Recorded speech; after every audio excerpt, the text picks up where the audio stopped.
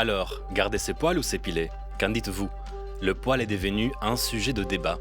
Les luttes féministes s'en emparent, ce n'est plus intime, c'est politique. Et cette question remonte au Moyen-Âge et même bien avant. Dès l'Antiquité, Ovide, dans son art d'aimer, s'adresse aux femmes.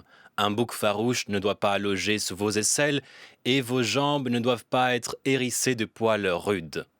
Le corps féminin est attendu lisse. Bref, on surveillait déjà le maillot. Le Moyen-Âge prolonge ce diktat.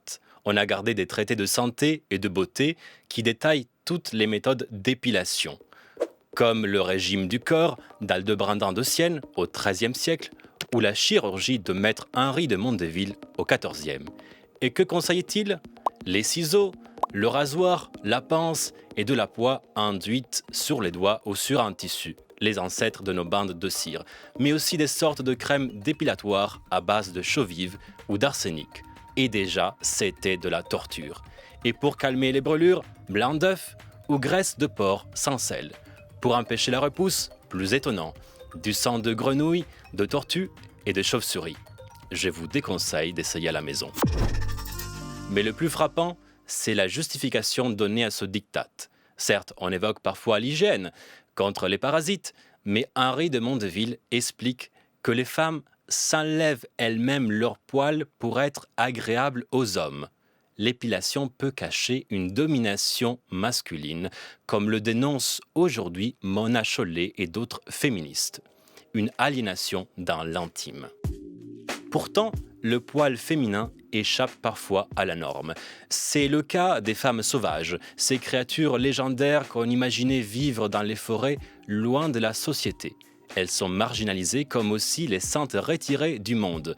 Marie-Madeleine, Marie l'Égyptienne, dont les cheveux recouvrent le corps comme un manteau.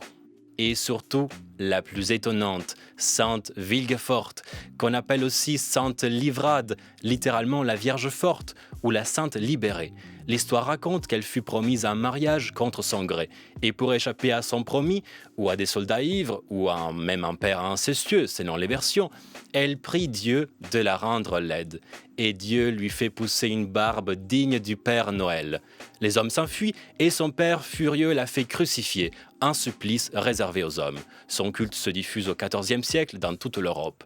On la peint, on la sculpte dans le nord de l'Europe, en France, en Espagne, en Italie, en Angleterre, toujours crucifiée et toujours avec une barbe. Le poil était déjà un acte de résistance. Et aujourd'hui, des artistes, des actrices, des activistes, des influenceuses partagent leurs poils sur les réseaux pour combattre les diktats sur le corps féminin. Hier, les fresques des églises, aujourd'hui, Instagram ou TikTok. Mais le message est le même, le poil est un choix, une liberté, et Sainte Villeforte, la Sainte libérée, l'avait compris avant tout le monde. Ce n'était pas forcément une bonne idée de se tartiner de chaux-vive ou de sang de grenouille ou de chauve-souris.